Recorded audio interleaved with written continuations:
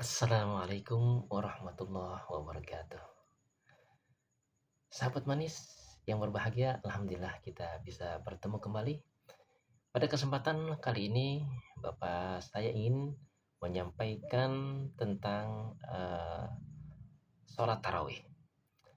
Tarawih atau yang kita kenal dengan sebutan Qiyamul Lail, itu adalah sholat sunnah yang dikerjakan oleh setiap muslim setiap sepanjang malam bulan suci Ramadan.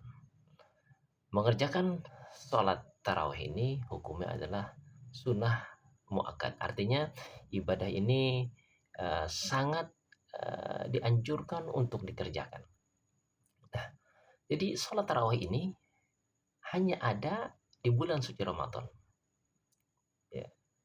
Di luar bulan suci Ramadan tidak ada yang namanya sholat tarawih. Nah ini. Nah, adapun salat tarawih yang ada di Indonesia, ini ada dua macam. Yang pertama itu ada yang mengerjakan 20 rakaat salat tarawih, ya,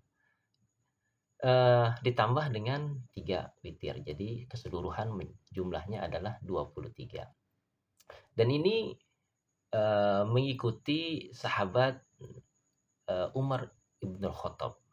Ya, jadi pelaksanaan sholat tarawih 23 sholat tarawih 20 rakaat ditambah dengan 3 witir ini terjadi pada masa Khalifah Umar bin Khattab. Bahkan Rasulullah Shallallahu Alaihi Wasallam pernah mengatakan, "Fa'alaikum bisunnati was sunnatil khulafai rasyidin."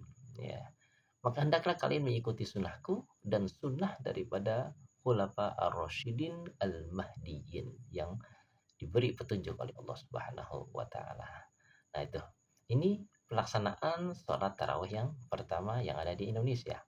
Nah, kemudian yang kedua, sahabat manis yang dimuliakan Allah Subhanahu wa taala, yang kedua adalah sholat tarawih 8 rakaat ditambah dengan 3 witir. Ya, jadi jumlah keseluruhannya adalah 11 rakaat. Dan sandaran hukumnya ini disandarkan kepada hadis yang diriwayatkan oleh Siti Aisyah, di mana dikatakan an Aisyah qalat maka Rasulullah sallallahu alaihi wasallam yazidu fi Ramadan wala fi ghairihi ala ihda asyrata rakaatan. Jadi dari Siti Aisyah beliau mengatakan bahwasannya Rasulullah sallallahu alaihi wasallam menambah di bulan suci Ramadan dan juga tidak menambah di luar bulan suci Ramadan kecuali hanya 11 rakaat. Ya, beliau mengerjakan. Nah, ini adalah sandaran hukum bagi yang melaksanakan 11 rakaat. Sebenarnya baik dia mau mengerjakan 23 rakaat ataupun mengerjakan 11 rakaat, sebenarnya itu tidak menjadi masalah yang mesti dibesar-besarkan. Selagi mereka mau mengerjakan sholat tarawih, baik yang 23 ataupun 11 rakaat, itu tidak perlu kita perbesar. Ya, tidak perlu kita berbesar. Ya. Yang perlu kita pikirkan adalah bagaimana supaya sholat tarawih yang dikerjakan setiap bulan suci Ramadan, ini jamaahnya selalu bertambah dan bertambah. Bukannya semakin berkurang dan berkurang. Ya. Ini kita harus mencari solusi bagaimana supaya jamaah sholat tarawih itu bukan hanya membeludak di hari pertama, hari kedua, ataupun di 10 hari pertama bulan suci Ramadan. Tapi setelah selanjutnya, ya kita bisa lihat, ya khususnya di Indonesia, di mana saja pasti jamaahnya mengalami kemunduran. Nah ini yang harus menjadi yang harus kita pikirkan. Nah, mungkin salah satunya adalah kita harus bisa memberikan satu stimulus rangsangan bagi umat Islam agar supaya mereka itu bisa meramaikan dan bisa menghidupkan bulan suci Ramadan dengan paginya dia berpuasa dan malamnya dia menghidupkan dengan sholat taraweh. Nah, mungkin ini ada beberapa keutamaan yang mesti kita sampaikan. Bahwasannya sholat taraweh itu mempunyai keutamaan yang luar biasa. Yang pertama melakukan sholat tarawih itu dapat mendapatkan ampunan atas dosa-dosa kita yang lalu. Ya, jadi dosa-dosa yang yang kita kerjakan yang telah lalu itu bisa diampuni oleh Allah Subhanahu wa taala. Di mana dalam hadis dikatakan man qama ramadhana imanan wa ihtisaban ghufira lahu ma taqaddama min dzambi. Ini keutamaan yang pertama, ya. Dosa-dosa yang telah lalu yang kita kerjakan itu bisa diampuni oleh Allah Subhanahu wa taala.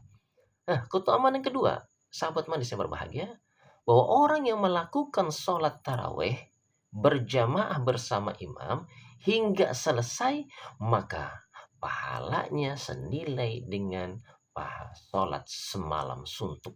Ya ini, ya dikatakan inna rajula idza shalla ma'al imam hatta yansarifa husiba lahu qiyamu lailah.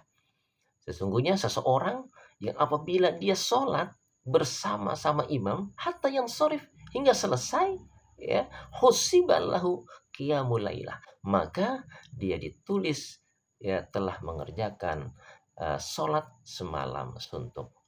Nah, adapun keutamaan yang lainnya, ya walaupun masih banyak, kita hanya menyampaikan beberapa keutamaan saja. Bahwasannya orang yang rutin mengerjakan sholat tarawih jika wafat maka dicatat sebagai siddiqin dan syuhada. Ya, ini pernah ada seseorang ya, dari gurun menghadap kepada Rasulullah Shallallahu Alaihi Wasallam, kemudian dia mengatakan, ini syahadtu an la ilaha illallah wa annaka Rasulullah. Ya Rasulullah, sungguhnya aku ini bersyahadat, ya bersyahadat bahwasanya tidak ada Tuhan selain Allah dan bahwasanya engkau adalah utusan Allah Subhanahu wa taala. Kemudian dia mengatakan lagi, wa shallaitu shalawatil khamsi, dan saya ini mengerjakan salat 5 waktu. Wa sumtu Ramadan wa qamtuhu. Kemudian saya puasa Ramadan dan juga saya melaksanakan salat tarawih, ya. Wa ataitu zakat, dan saya juga melaksanakan zakat.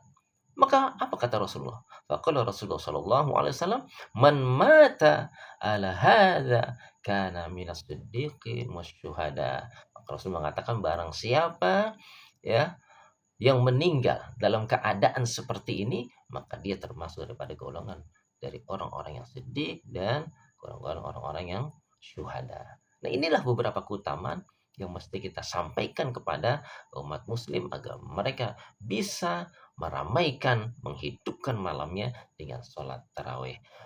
Sahabat manis yang berbahagia, mungkin ini saja yang dapat Bapak sampaikan. Kurang lebih mohon maaf. Wassalamualaikum warahmatullahi wabarakatuh.